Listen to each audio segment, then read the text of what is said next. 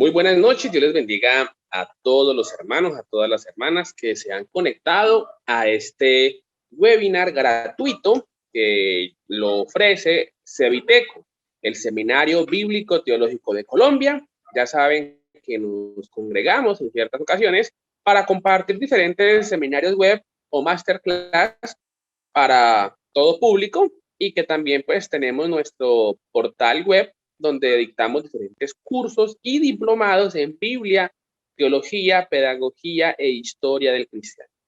Entonces, les invitamos para que estén aquí con nosotros en este espacio y que participen de toda la sesión que está programada. Y si desean, también visiten la plataforma que es www.cebiteco.org. En esta plataforma van a encontrar diferentes materiales para el estudio bíblico, clases grabadas y claramente la oferta académica que el seminario tiene para todos los interesados e interesadas. Mi nombre es Javes Nahum Parra Muñoz, soy docente de ese seminario y estaré con ustedes acompañándoles en este momento. Y hoy tenemos, como está en pantalla, webinar de hermenéutica bíblica.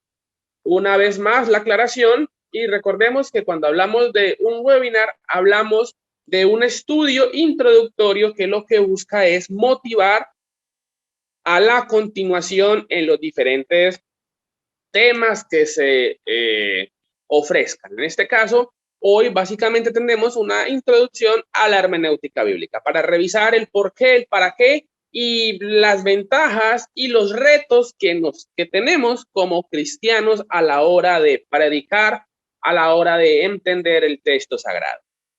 Quiero aprovechar algo, y hace días estaba hablando con alguien y esa persona me decía que no predicaba porque eso no era lo de ella, como que ese talento no es mío.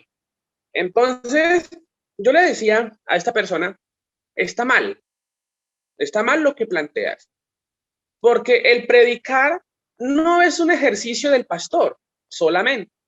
No es un ejercicio del maestro solamente. El predicar es un ejercicio de todo creyente.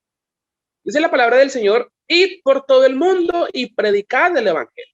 La Biblia no dice, vayan por todo el mundo y los pastores prediquen el evangelio. La Biblia dice, id y haced discípulos. La Biblia no dice, vayan y solo los pastores hagan discípulos. Eso no dice el texto sagrado. Eso no lo dice. Lo que nos invita es que todos los creyentes tenemos ese deber, tenemos ese compromiso. De hecho, predicar es cumplir el mandato de Dios. Y como cristianos debemos cumplir ese mandato, obedecer a la enseñanza que nos ha dado el Señor. Entonces, usted que me escucha o usted que me va a escuchar, no piense, por favor, que predicar es solamente para pastores. Que conocer de hermenéutica es solamente para el que se dedica de tiempo completo. No, nosotros estamos llamados a predicar, pero claramente, antes de predicar el evangelio, antes de disponernos a predicar, tenemos que entender que nosotros tenemos que prepararnos, que nosotros tenemos que tener unas herramientas, unos conocimientos para poder cumplir con este ejercicio, para poder desarrollar el mandato que el Señor nos ha entregado. Y este mandato es de predicar el evangelio. Entonces, saquémonos de la mente que predicar es solamente para los pastores, saquémonos de la mente que es solamente para los que están encargados del púlpito. Entonces, con esa premisa de que todos somos predicadores o todos debemos ser predicadores, vamos a continuar con esta sesión de hermenéutica bíblica. Y el texto que nos va a favorecer este estudio será San Juan 5:39. Alguien que por favor lea este versículo por lo menos en 3 versiones. Alguien lo lee en la Reina Valera, alguien en la NBI y alguien en la PDT. ¿Quién lo tiene en la Reina Valera, por favor? Amén. ¿Sí? Escudriñad las escrituras, porque a vosotros os parece que en ellos tenéis la vida eterna, y ellas son las que dan testimonio de mí. Correcto, muchas gracias. ¿Quién lo tiene en la NBI?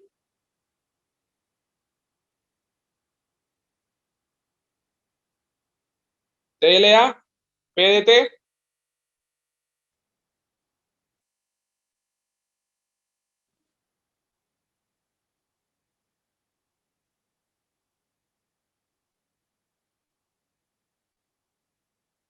¿Quién, por favor? NTV. Dale, por favor, ¿qué dice?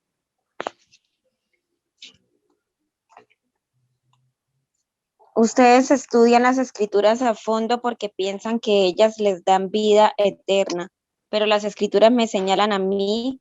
Sin embargo, ustedes se niegan a venir a mí para recibir esa vida. Ok, muy bien. ¿Quién tiene NBI, TLA, PDT?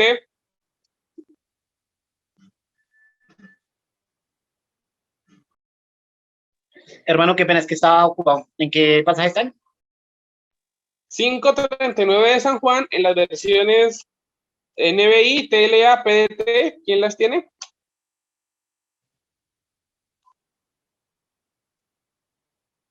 Amén, yo tengo la nueva versión internacional. ¿Qué dice, hermano? 39, ¿verdad? Sí, 539. Dice, ustedes estudian con diligencia las escrituras porque piensan que en ellas hallan la vida eterna. Y son ellas las que dan testimonio en mi favor. Muy bien. ¿Quién tiene TLA? NBI, hermano, ya NBI, ¿no? TLA o PDT. Es muy bueno que los textos los revisemos en varias versiones. Eso permite que tengamos un mayor entendimiento. Hermano, traducción latinoamericana. ¿Qué dice? 539 dice, ustedes estudian la Biblia con mucho cuidado, pues creen que sí alcanzarán la vida eterna. Sin embargo, a pesar de que la Biblia habla bien de mí. Ok. ¿Alguien le encontró la PDT? TLA.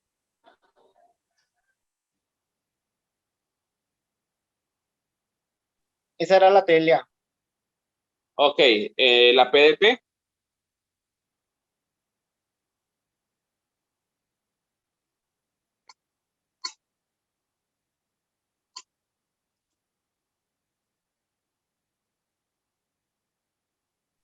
¿PB qué, hermano? La PDT, Palabra de Dios para Todos. Recuerden, hermanos y hermanas, que estamos estudiando o vamos a estudiar una introducción a la hermenéutica bíblica. Entonces, si están aquí con nosotros, les invitamos a que permanezcan. Los hermanos en Facebook, Dios les bendiga. Por favor, estén con nosotros. Y los que estamos aquí en Zoom, continuemos. Entonces, ¿le encontraban en PDT? Sí, ya la encontré, hermano. Dice, ustedes estudian las escrituras con mucho cuidado porque piensan que las escrituras les darán vida eterna, pues esas mismas escrituras son las que dan testimonio de mí. Perfecto.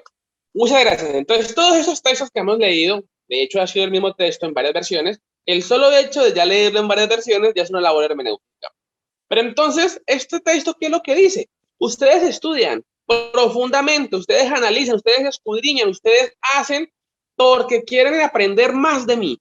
Entonces, este texto nos está invitando ¿a qué? A que nosotros leamos con cuidado.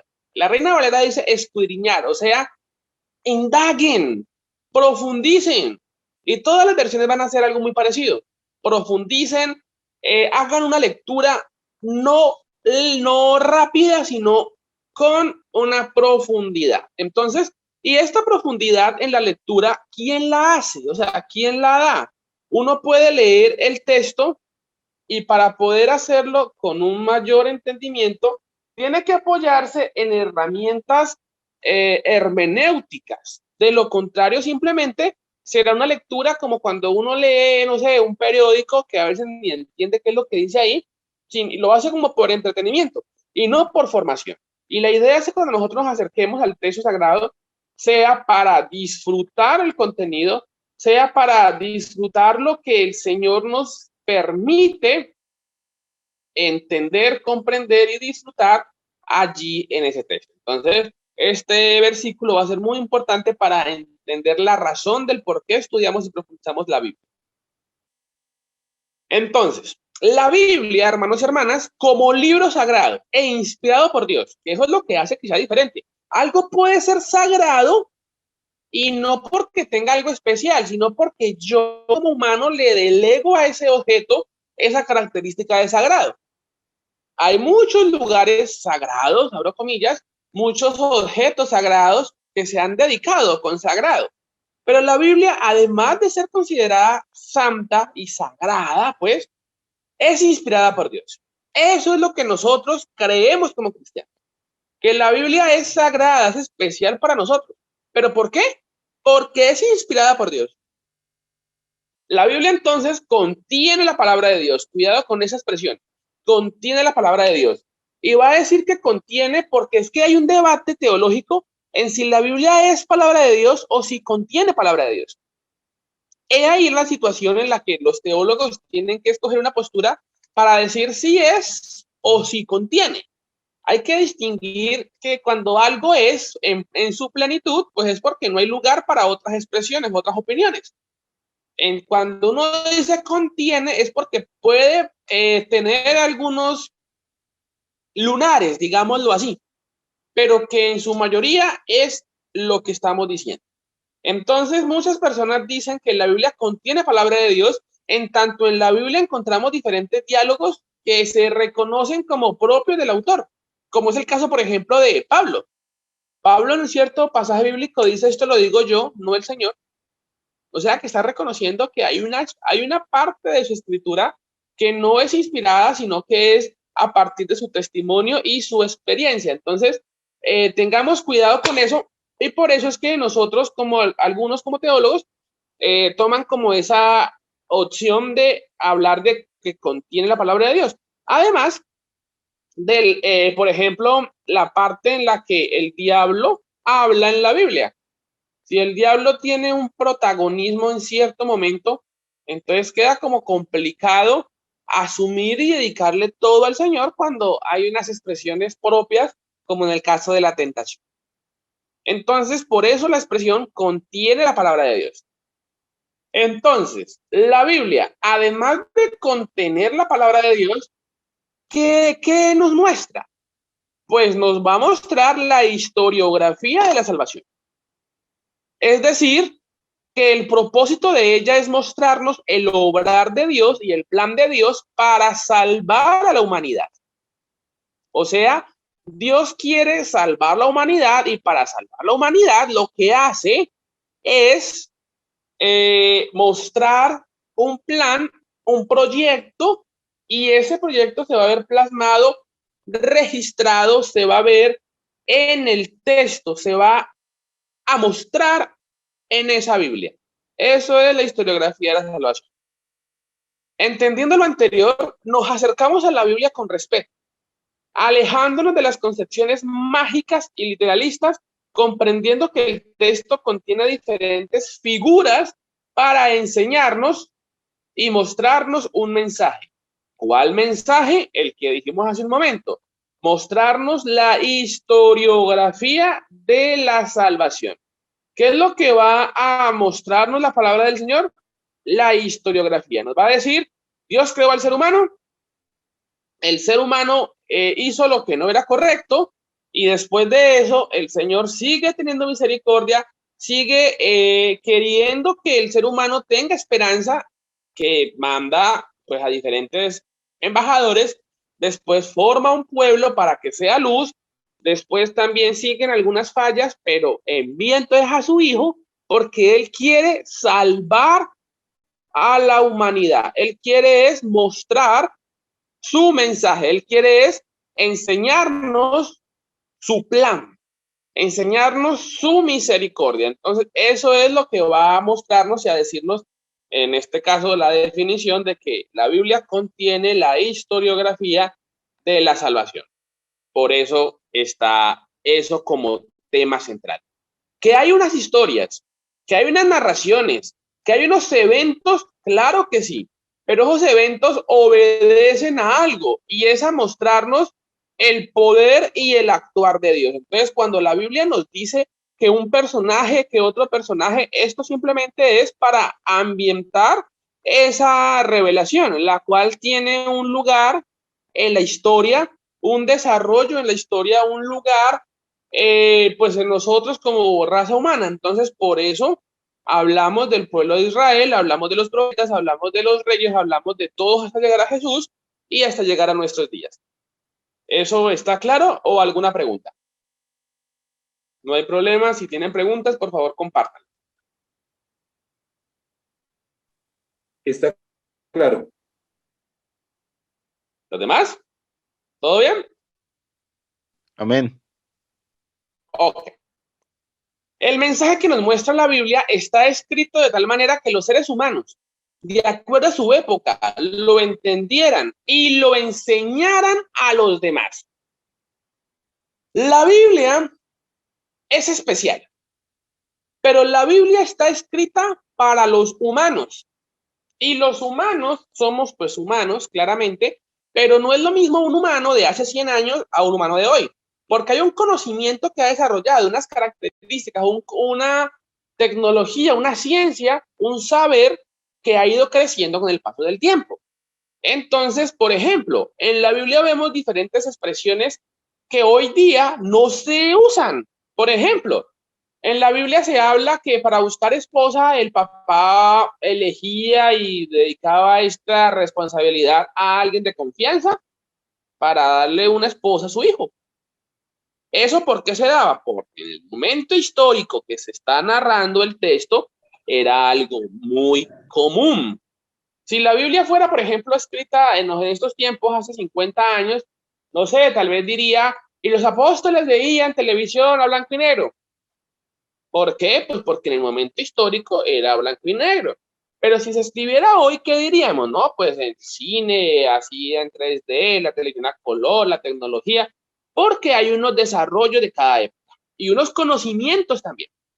Por ejemplo, hay un texto muy bonito en Malaquías 3:10. ¿Alguien me lee, por favor, Malaquías 3:11?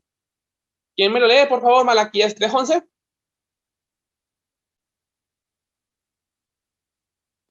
¿Quién lo tiene? Amén. ¿Qué dice? Reprenderé también por vosotros al devorador, y no os destruirá el fruto de la tierra, ni vuestra vid en el campo será estéril, dice Jehová de los ejércitos. ¿Lo repites, por favor? Reprenderé también por vosotros al devorador, y no os destruirá el fruto de la tierra, ni vuestra vid en el campo será estéril, dice Jehová de los ejércitos. Muy bien. También, por favor, compártenos el verso 10. El 10. Traed todos los diezmos al alfolí, y haya alimento en mi casa, y probadme ahora en esto, dice Jehová de los ejércitos, si no os abriré las ventanas de los cielos y derramaré sobre vosotros bendiciones hasta que sobreabunde. Muy bien, muchas gracias. El texto nos está diciendo que abriré las ventanas de los cielos. Uno puede entender como que es una bendición y efectivamente es una bendición. Pero en el personaje que lo está escribiendo y en la idea popular de las personas que están leyendo, se están imaginando el cielo de la siguiente manera. Hay una columna, otra columna de la tierra y el cielo es ¿un qué?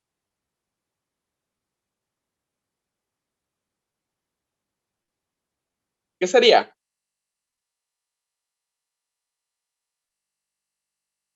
¿Qué sería el cielo?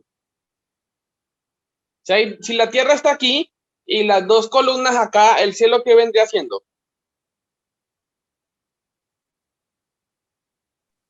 Como una especie de cúpula. ¿Y eso en qué parte está ubicado si fuese una casa? ¿La puerta o la ventana? Recuerda, La ventana. este es la tierra, las dos columnas y el cielo estaría acá arribita, sostenido por las columnas. ¿Qué sería entonces el cielo?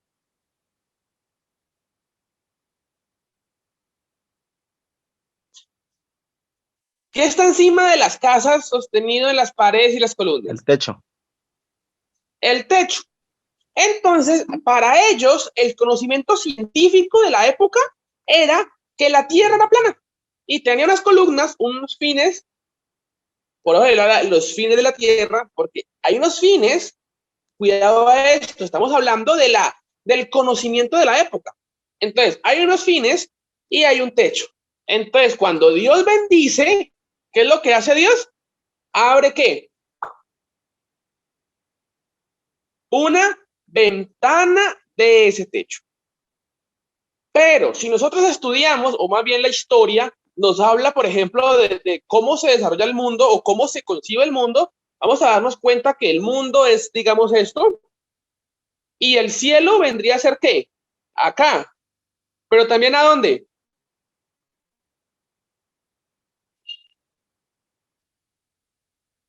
Acá.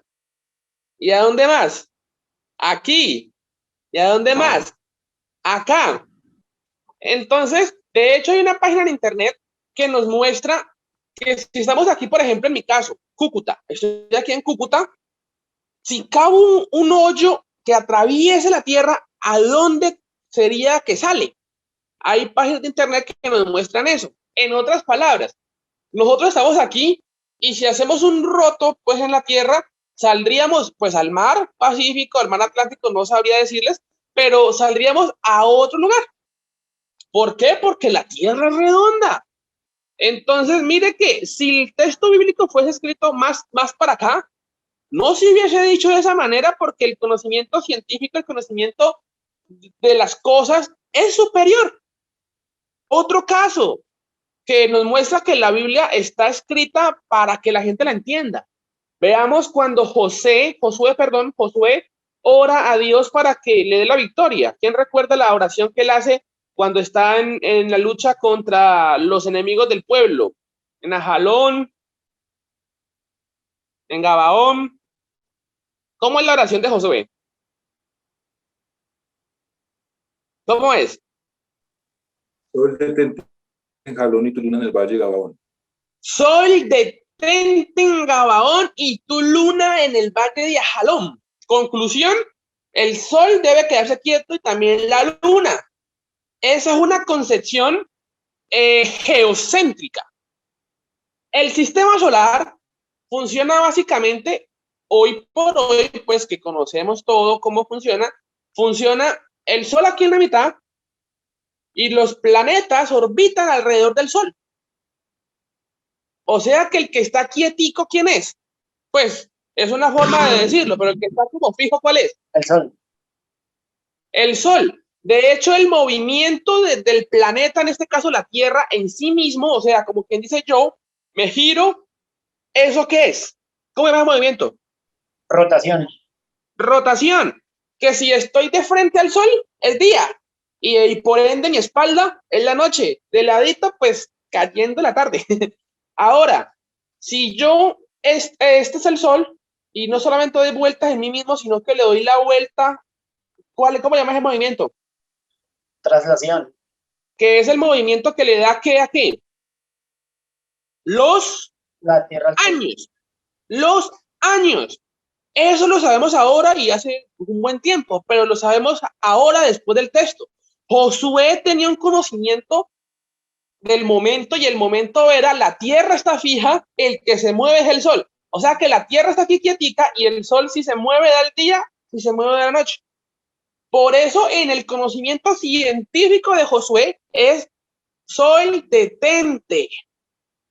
Ahora, ¿y por qué pasó el milagro? Bueno, porque Dios conoce las limitaciones y nos entiende. Dios le entendió lo que él estaba pidiendo y les dio un milagro de ayuda para derrotar al enemigo. ¿Por qué menciono esto? Para que entendamos que la Biblia, como es narrada por seres humanos y es escrita para que seres humanos la entiendan, pues utiliza conocimiento de cada época. Otro ejemplo es el caso de Efesios 6:10. ¿Qué se narra ahí? ¿Qué se narra en Efesios 6:10?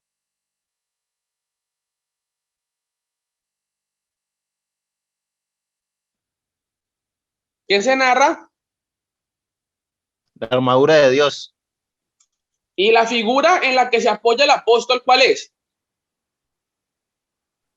En lo de los romanos, ¿no? La armadura romana. Si fuese sido escrito en tiempo de los asirios, él hubiese tomado la forma de los asirios. Pero, o si fuese sido de esta época, él hubiese dicho, no sé, la oración es como un avión de guerra que ataca y ayuda y potencia. Pero no, él estaba en un momento histórico donde estaban las legiones romanas y él se apoya en ese conocimiento para explicar. Entonces, por favor, tengamos en cuenta eso. La Biblia, el texto, la frase que está abajo dice, el mensaje que nos muestra la Biblia está escrito de tal manera que los seres humanos, de acuerdo a su época, lo entendieran. Lo entendieran.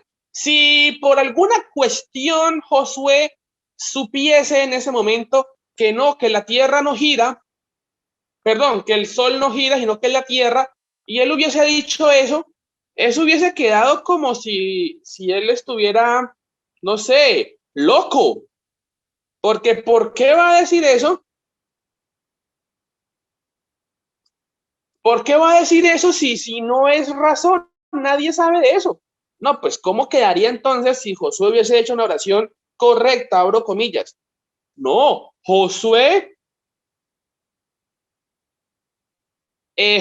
habla y explica de manera como él sabe, como en el caso de Malaquías. Pensaban que eran unas columnas y un techo, pues él le habla y escribe de esa manera.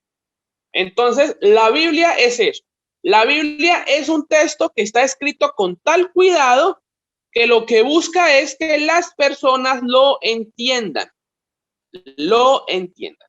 Tanto así que, por ejemplo, el texto nos dice el buen pastor. ¿Por qué? Porque las personas de la época tenían muy presente ese tipo de ganado que se llama, ovino, si no estoy mal. Entonces, si hubiese sido, por ejemplo, en los llanos orientales de Colombia, yo soy no sé, el arriador de vacas. Y el buen arriador de vacas las lleva por buenos pastos.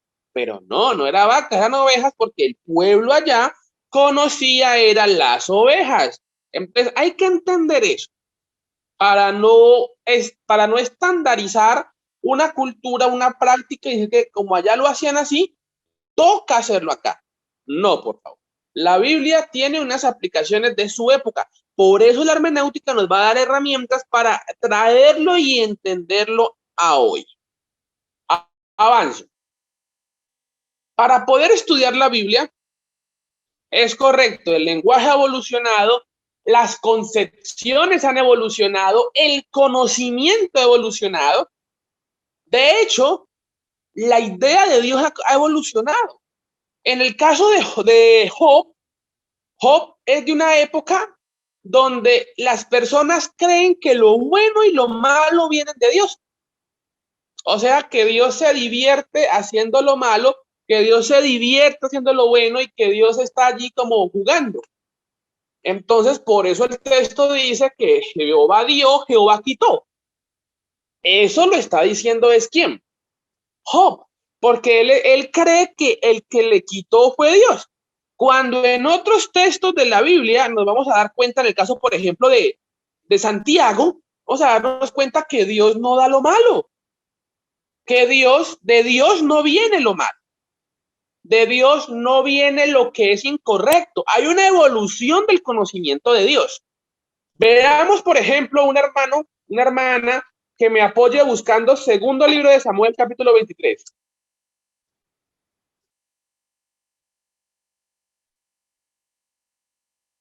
Un momento. Segunda de Samuel 20, ¿qué, hermano? Dame un segundo que ese texto como... 24. Segundo libro de Samuel 24. Amén. ¿Qué dice ese texto? ¿Qué verso, hermano? 1. Dice, volvió a encenderse la ira de Jehová contra Israel e incitó a David contra ellos a que dijesen, ve, haz un censo de Israel y de Judá. Muy bien, gracias. Ese texto nos dice algo repetí, por favor, muy despacio lo que leíste, las primeras líneas. Dice, volvió a encenderse la ira de Jehová contra Israel e incitó a David contra ellos. ¿Hasta ahí o ¿Sigue? sigo? Sigue. Incitó a David contra ellos que dijese, ve, haz un censo de Israel y de Judá. Muy bien. Según ese texto, Dios mismo le dice a David, vaya, haga un censo. Y si ustedes revisan la historia, hacer un censo significaba confiar en la propia fuerza de ellos. Como quien dice, yo tengo tantos hombres que me defienden. O sea, el ejército. Y si ustedes miran la historia, Dios se enoja por eso y le manda un castigo a David. Pero les hago una pregunta. ¿Por qué Dios, si lo tienta, si le hace pecar, entre comillas, por qué se enoja? ¿Por qué? ¿No les surge la pregunta? Sería ilógico. Eso es un conocimiento de Dios en su momento. En ese momento de la historia, en el momento de David, David pensaba que lo malo y lo bueno venía de Dios. La Biblia se compone de la siguiente manera. Hay unos libros que están siendo parte y escritos y viviendo en el momento, como el caso de Samuel, mismos reyes, pero después de esta historia que están viviendo, llega el cautiverio. Ellos van al cautiverio y cuando regresan del cautiverio, escriben de nuevo la historia. Eso es Crónicas. ¿Por qué? No sé si se han preguntado, ¿por qué Crónicas tiene relatos de Reyes y Samuel? ¿Por qué? Porque Samuel y Reyes son antes del cautiverio y Crónicas después del cautiverio cuando regresa. Cuando Israel está en el cautiverio, ellos entienden que no es Dios el que da lo malo, que el que da lo malo es el diablo, que hay otro ente que promociona y promueve la maldad, que hay unas consecuencias propias del pecado, que no es Dios el que te quita esto o te quita lo otro, sino que son consecuencias de tus actos, que hay un ser que está contrario a Dios. Leamos primer libro de Crónicas, capítulo 25, la misma historia, pero un par de años posteriores cuando han entendido esto. Por favor, primer libro de Crónicas 25. ¿Quién lo tiene? Perdón, segundo libro de Crónicas 25. Segundo libro. Amén. ¿Lo leo o lo leo tu hermano? Léelo, por favor. Segunda de Crónicas 25, dice, ¿qué versículo, hermano? ¿El 1? 1. Dice, de 25 años era Amasías cuando comenzó a reinar. 29 años. Qué pena. ¿Será el 23? Ya miro, hermano. No, este es de Joiada. Busca el mismo texto, es el 20 y algo. No, se me perdió el texto, lo tenía aquí anotado. Pues, hermano, espéreme, ya lo busco y le digo cuál es. Listo.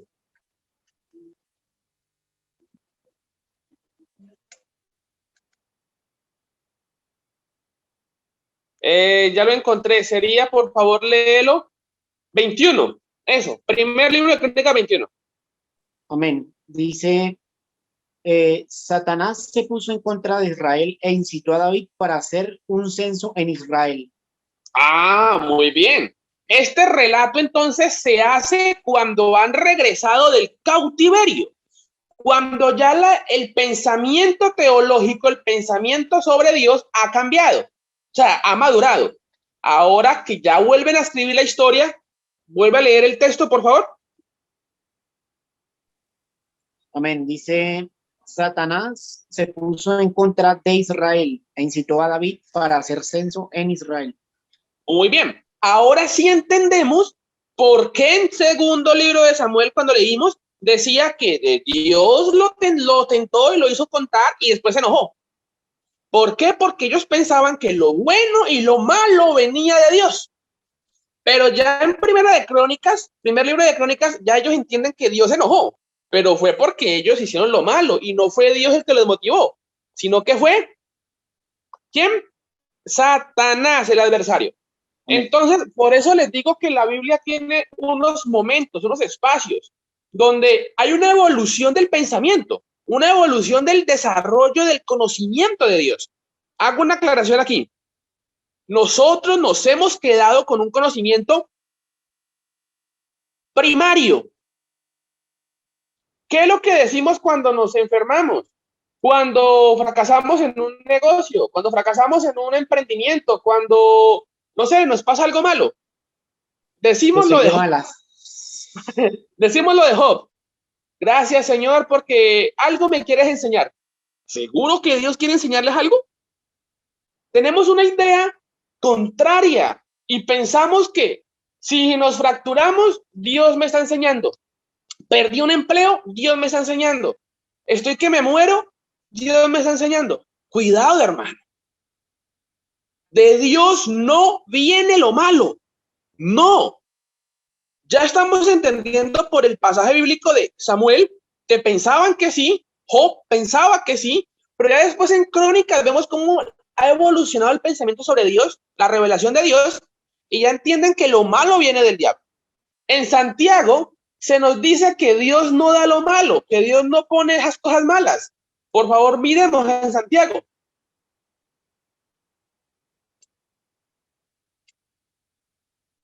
Veamos, por favor, Santiago 1:13. Eso, por allí está. Dice 1:13 en adelante. Ah, bueno, del 1:13, ¿sí? Sí, 1:13 en adelante. Listo, dice la palabra del Señor. Cuando alguno es tentado, no diga que es tentado de parte de Dios, porque Dios no puede ser tentado por el mal, ni él tienta a nadie, sino que cada uno es tentado cuando de su propia concupiscencia es atraído y seducido. Entonces, la concupiscencia, después de que ha concebido, da a luz el pecado, y el pecado, siendo consumado, da a luz muerte. Amados hermanos míos, no erréis. Bueno. Muchas gracias. Hermano, y el verso... El verso 27, pues también lo aclara nuevamente, dice, toda buena dádiva y todo don perfecto desciende de lo alto del Padre de las luces. Muchas gracias. Ese texto ya nos está diciendo que Dios no da lo malo. Dios no da el mal. Les pregunto, en nuestra vida diaria, ¿vamos a vivenciar más a Job o a Santiago? ¿Cuál deberíamos vivenciar más? Abrazar. ¿Cuál será? Santiago. ¿Por qué? Porque está más cerca a nosotros, porque está dentro de nuestra revelación que viene a ser lo que llamamos la gracia. Entonces, cuidado, hermanos y hermanas. Nos enfermamos. Dios mío, gracias. No, ningún gracias.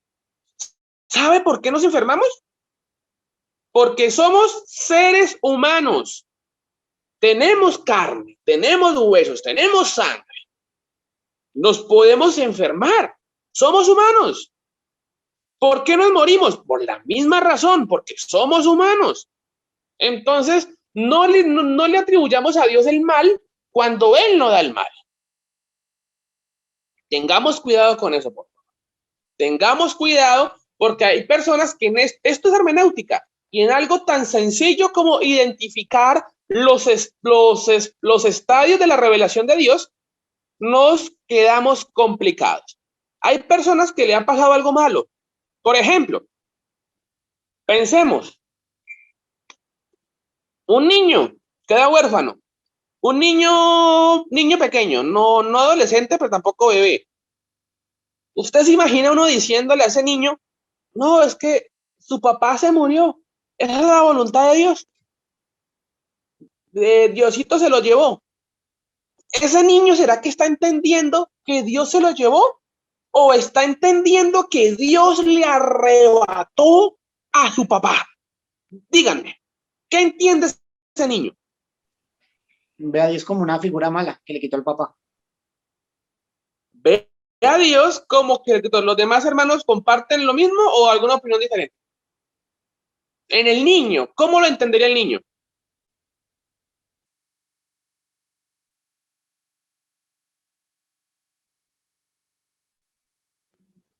¿Se fueron? Hola. Amén, hermano, sí, como si le quitara algo pues que uno quiere, que uno aprecia, que uno ama. Entonces, muchas gracias. Encontramos personas en las iglesias enojadas con Dios porque Dios les quitó el papá, les quitó la mamá, les quitó la pareja, les quitó un hijo, los tiene enfermos. Dios mío, te alabo.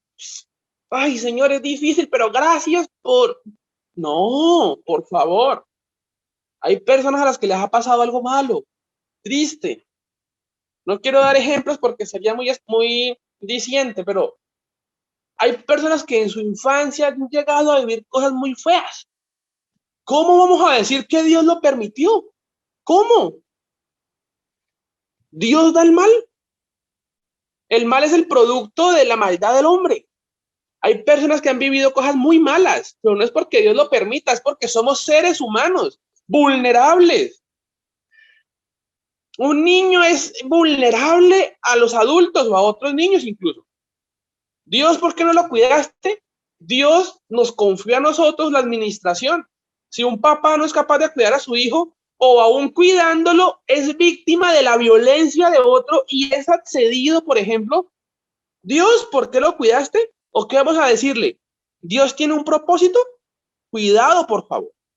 Cuidado. De Dios no viene el mal. Nadie debe decir eso porque no es correcto. Dios es dador de la vida. Pero si hay alguien que vino a hacer el mal, si hay alguien que vino a hacer lo que no es correcto, ¿quién habrá sido? El ¿Quién diablo. será? Mateo 20:28. Por favor, ¿lo leen?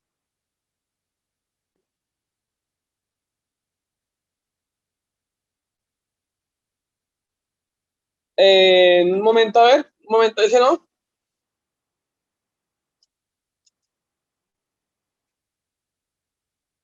Es correcto. Primera de Juan 3:7. ¿Sí es? Alguien me busca ese texto y alguien me busca Juan 10:10. Por favor. Yo, Juan 10:10. Bien, ¿quién tiene el primero de Juan 3:7? Amén. ¿Sí? Hijitos, nadie os engañe. El que hace justicia es justo, como es el justo. ¿Sigue? El que practica el pecado es del diablo, porque el diablo peca desde el principio. Para esto apareció el Hijo de Dios, para deshacer las obras del diablo. Muy bien. O sea que ¿de quién vienen las cosas malas? Diablo. Del Dios lo diablo. reprenda. Amén. ¿Qué dice Juan? 10:10, por favor. Dice Juan 10:10. El ladrón no vino sino para hurtar, matar y destruir. Yo he venido para que tengan vida y para que la tengan en abundancia. Muy bien. Entonces, por favor, cuando pase algo malo, sobre todo en la salud, porque a veces eso es lo que más nos aflige, entendamos algo. Nos enfermamos porque somos seres humanos. Usted se enferma porque es ser humano. Yo me enfermo. Aunque hay ocasiones que nos enfermamos por descuidados, por comer lo que no conviene, por no cuidarnos, como pasó mucho en pandemia, pues estamos todavía en pandemia, pero me refiero en el momento más crítico. Yo creo que hubo personas que se murieron y no porque era el tiempo de Dios, sino ¿por qué? ¿Por qué creen? Porque no se cuidaron. No se cuidaron. Hubo personas que no confiaban en esto. Los casos más sonados son los antivacunas, que está en todo su derecho, el que no crea está muy bien. Pero una cosa es no creer y otra cosa es tentar. Hubo gente que no importa y no se cuidó y terminó contagiada, dañado por dentro y se murió. Les pregunto, ¿podemos seguir sosteniendo que Dios tiene el control allí cuando nosotros hemos hecho un descontrol, tanto de ese momento? Otra cosa, hay personas que son poco precavidas. No vaya para ese lugar, no salga con esta cosa, no vaya con esto otro. No ponen cuidado. Se mueren. Dios se lo llevó. ¿Era el tiempo de Dios? ¿O será que como somos seres humanos, que podemos decidir, decidimos mal? Si es una enfermedad, hay enfermedades que nacen como de la nada. Pero hay otras enfermedades que son producto de los descuidos de nosotros, ya sea alimenticios, de hábitos o de otras cosas.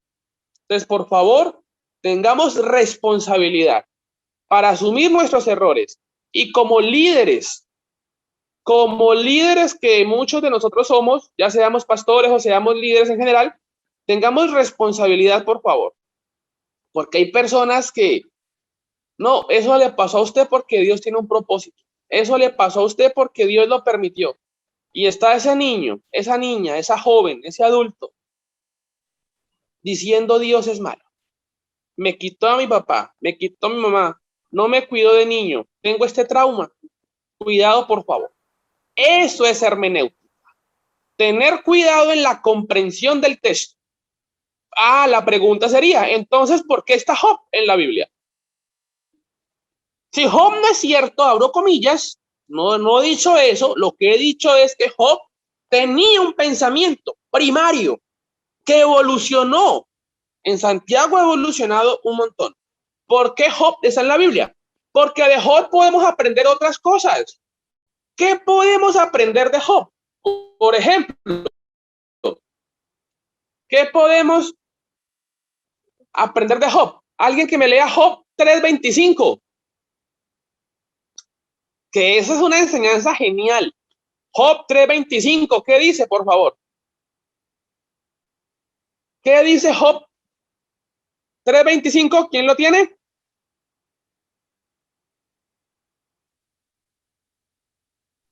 Amén. ¿Qué dice? Porque el temor que me espantaba me ha venido y me ha acontecido lo que yo temía. Job está contando que está viviendo lo que él temía. En otras palabras, Job tenía riqueza, tenía forma, pero la atormentaba. ¿Y qué tal si se mueren mis hijos? ¿Qué tal si yo pierdo todo? ¿Y qué tal si se me quema la casa? ¿Y qué tal si un día yo quedo sin nada? ¿Ven la enseñanza que hay de por medio? ¿O no la han encontrado ahí en esa expresión?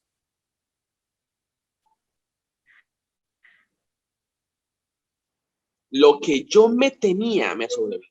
Lo que me horrorizaba lo estoy viviendo. Otra enseñanza que podemos encontrar en Job es la siguiente. Aún estando mal, Dios puede restaurarnos. Y encontramos la restauración de Job. Es una enseñanza genial. Genial, genial. Y una cosa que no debemos tener, y es que nos pasa muy seguido, por favor lean en Job 19:25, creo que muchos lo sabemos de memoria. ¿Qué dice? Job 19:25, ¿qué dice? Yo sé que mi Redentor vive y que al final se levantará sobre el polvo. Y después de deshecha mi piel, aún he de ver en mi carne a Dios. Muy bien. Muchos han asociado este texto con Jesús, pero no está Jesús. En el Oriente existía la redención, pero era una redención de yo estoy mal. Un ejemplo, yo, Javes, quiebro en un trabajo, en un negocio, y estoy en bancarrota. Pero llega mi hermano, llega mi amigo, llega un doliente y dice, tranquilo, Javes, que yo lo redimo. ¿Cuánto es que debe? No, 100 millones. Tranquilo, yo lo redimo. Entonces, Javes, ¿qué es lo que hace?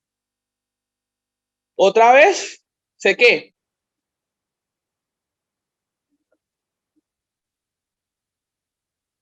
¿Qué sucede?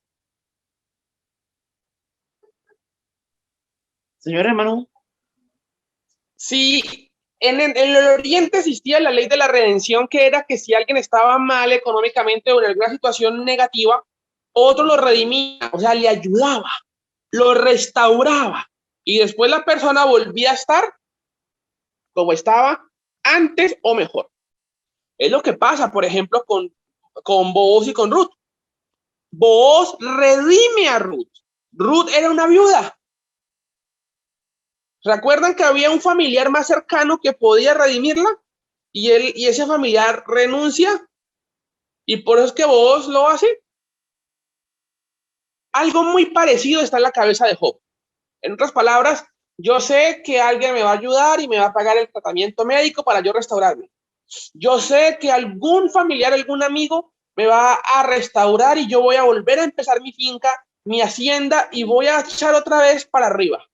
Eso es lo que tenía Job. Una fe en que iba a salir de eso, pero no estaba pensando en Jesús. Jesús no aparece en ese texto. Que nosotros que ya sabemos de Biblia podemos decir, uy, tan bonito, sí, muy bonito, pero no es el momento histórico en la Biblia para hablar de Jesús. ¿Se entendió ese pedazo? Amén. Los demás hermanos, ¿se entendió? Es que es complicadito, pero ¿se entendió o no? Amén, amén.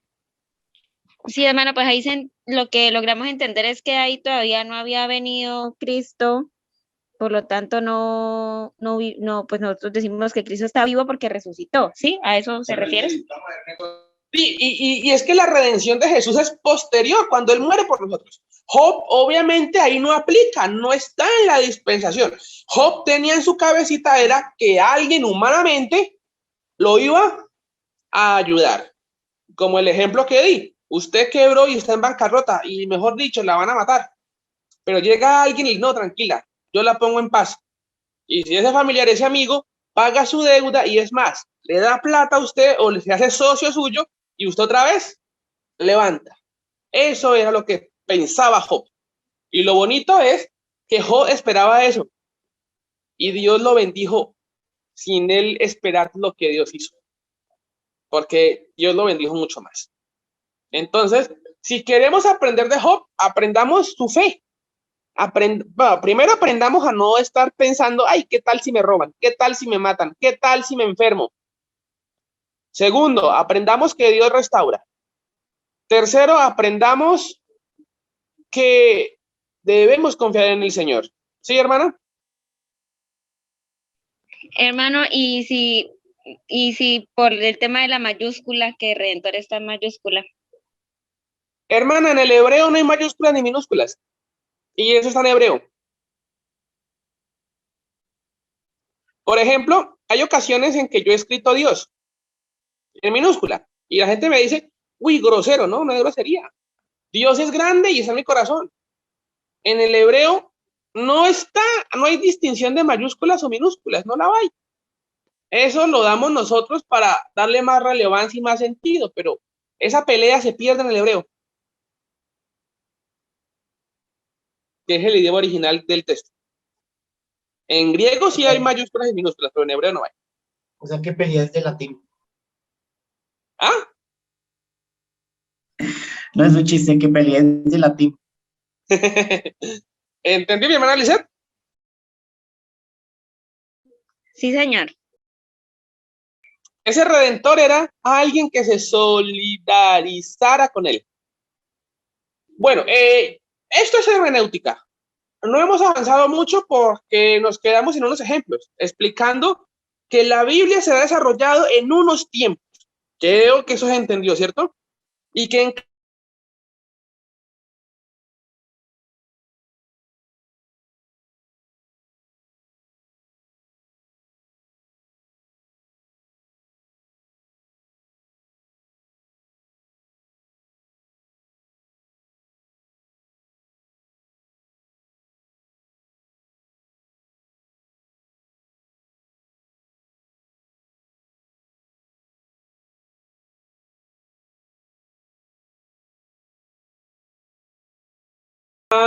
¿cómo les digo? Hay personas que están peleadas con Dios y que están decepcionadas por una mala enseñanza, porque están pensando que lo malo les vino de Dios, porque están pensando que Dios es un ser malo, cuando Dios no es malo. Dios es amor. ¿Se entendió ese tema para avanzar? Sí, señor. Ok. La hermana Lisette, hermano Orlando. Amén. Bueno, Amén. perfecto. Entonces,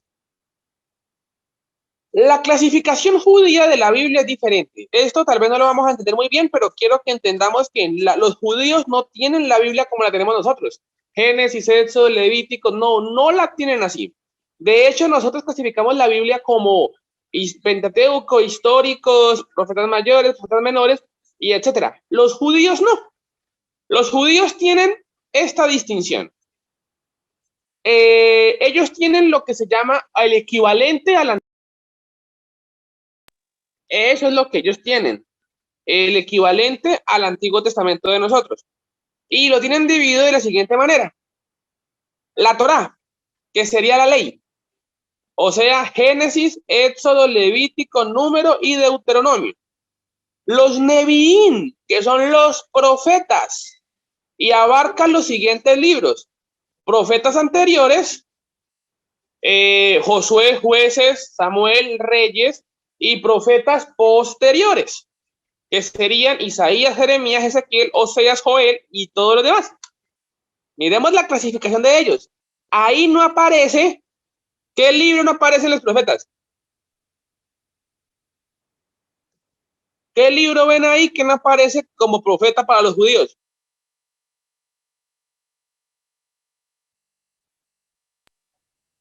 Lamentaciones, no. Bueno, aparte de él, ¿qué otro? Daniel. Daniel. Los judíos no consideran a Daniel profeta. Veamos esa distinción ahí. Y los Ketubín, los escritos, que serían Job, Salmos, Proverbios, Daniel, Crónicas, Esdras, Nehemías y los Megilot. Los Megilot son los textos que se leen en las fiestas. Cada libro de estos se lee en una fiesta de los judíos, como Ruth, Esther, Eclesiastés, Cantares y Lamentaciones. Entonces, la Biblia, la llamada Biblia, porque no la consideran Biblia con ese nombre, sería la Tanaj, T-A-N-A-J. Si le van a buscar en Google, T-A-N-A-J, Tanaj, que viene a ser las letras que están aquí. La T de Torah, la N de Neviín y la K de Ketubín, que en el hebreo, cuando es última letra, cambia a J. Cuando está en la mitad o inicio, es la que equivalente a la K. Cuando es final, es el equivalente a la J. Obviamente son otros, tienen otro nombre esas letras, ¿no? Acá decimos la T, pero para los hebreos tiene otro nombre. Entonces, para que entendamos de dónde salen esos nombrecitos. Pero nosotros ya tenemos otra distinción. Pentateuco, históricos, poéticos, proféticos. Nosotros diferenciamos profetas mayores y menores. ¿Y por qué razón? Porque para nosotros los mayores son los que tienen más volumen y los menores los que tienen menos volumen. No es una clasificación de importancia, no, porque para nosotros son todos importantes. La clasificación está en cantidad de contenido que está escrito. Esa es la distinción. Mientras que para los judíos es profetas anteriores y profetas posteriores. O sea, una distinción de la formación del pueblo y ya después los diferentes ministerios. Recordando que la profecía es el Dios hablar y el Dios estar con ellos. Y Dios está con ellos en cada momento, como en el caso de Josué, cuando les da la tierra, Jueces cuando los acompaña, Samuel cuando comienza el reinado y así sucesivamente. Entonces, es una distinción bastante interesante como consideran el profetismo los judíos. No es para que nosotros profundicemos eso hoy, pero ¿qué les parece esta distinción hecha por los judíos? ¿Qué les parece? curiosa, llamativa, motiva a seguir estudiando. Señora, Claro, sí, está buenísimo. ¿la hermana habló? No, hermano, fue mi micrófono que fue mi hermana que estaba aquí hablando. Ok, muy bien. Entonces, continúo. Ahora, ¿qué significa la palabra hermenéutica? El término etimológicamente se deriva del verbo griego hermeneo, que significa explicar, traducir e interpretar. En otras palabras, el término hermenéutica es aplicado para decir se explica, se traduce, se interpreta. Eso es lo que hace la hermenéutica. A partir de la definición de Martínez, que es el autor de un libro que nos va a decir lo que explicamos hace un momento, podemos entender que la hermenéutica nos va a ayudar en el ejercicio de interpretar textos. Pero cuidado, porque la hermenéutica no es exclusiva de la teología. De hecho, la hermenéutica es propia de la filosofía. La hermenéutica lo que hace es dar pautas para la interpretación de textos. No habla de Biblia, habla de textos. Solo que la Biblia es un texto y hay que interpretarlo. Se encuentra la hermenéutica, por ejemplo, en otros campos, como la filosófica, que ya le mencioné, la literaria. Hay gente muy versada en Quijote de la Mancha, en novelas caballerísticas, en fin, novelas policíacas, y hacen interpretaciones. En la jurídica, ¿cuánto más con las sentencias que a cada rato las cortes lanzan? Hay que tener hermenéutica. Por eso es que en una misma situación de un condenado o un acusado, el abogado tiene varias formas de pelear por él. Y puede darse el caso que un acusado por la misma cosa lo condenen y otro acusado por lo mismo, el abogado lo saque. Porque la interpretación de la sentencia de la ley hace que tenga herramientas para pelear. Entonces la hermenéutica brinda eso. Y obviamente la hermenéutica bíblica, que es la que usaríamos nosotros. Ahora, continuamos. ¿En qué consiste la hermenéutica bíblica? Bueno, muy sencillo, hermanos y hermanas. La hermenéutica bíblica consiste en el estudio de los principios y normas que han de aplicarse en la interpretación de los textos bíblicos para su correcto entendimiento. Cuando no hay hermenéutica, hay un mal entendimiento, como lo que les decía hace un momento. Si no se conoce que Dios no da el mal, hay personas que dicen, no, eso lo dio Dios. ¿Y qué es lo que están haciendo? Teniendo un mal entendimiento, causando daño, dañando el corazoncito de los niños y niñas que están ahí pensando, mi papá se fue por culpa de Dios. Cuidado, por favor. ¿Para qué sirve la hermenéutica, hermanos y hermanas? Recordemos que los textos bíblicos fueron escritos por muchas personas. Estas personas que escribieron el texto bíblico son denominados agiógrafos. Agios en griego es santo y grafos escritor. O sea que los que escribieron el texto sagrado, ¿cómo se llamaban? A ver. Escritores sagrados. Escritores sagrados o escritores santos. O sea, personas como usted y como yo, pero que tienen una vida de santidad y por eso Dios es que a través de ellos nos da el mensaje. Entonces, por muchas personas que han sido de diferentes regiones, diferentes costumbres, diferentes épocas, ya hicimos un ejemplo de eso con Jot y con con Crónicas de Samuel, en diferentes idiomas, lo que hablábamos hace un momento con lo de las mayúsculas, que difieren en gran manera en cómo es el mundo contemporáneo. Como el caso, por ejemplo, de los que pensaban que el cielo era plano, arriba pues un techito, o los que pensaban que la tierra estaba quieta, difiere con el mundo. Por esa razón, no es tan fácil entender los textos bíblicos. Y esa es la razón por la que surge la hermenéutica bíblica. ¿Para qué? Para que frente a estas dificultades haya una mejor comprensión de la palabra de Dios, que ha sido revelada hace muchos años. Entonces, ante todas esas dificultades que se puedan presentar, está la hermenéutica que nos va a ayudar y nos va a permitir entonces tener ese conocimiento, ese disfrute del texto. Y eso es lo que nos va a brindar la hermenéutica bíblica. ¿Qué les parece? ¿Qué reacciones hay? Los ejemplos que dimos sobre Job, la tierra, el cielo, ¿fue claro? El para qué la hermenéutica, que es para interpretar correctamente frente a esas dificultades que existen, poder como llegar al punto. ¿Qué les parece esto como herramienta? ¿Qué reacciones tienen? Saludamos a los hermanos que están en Facebook. Dios les bendiga.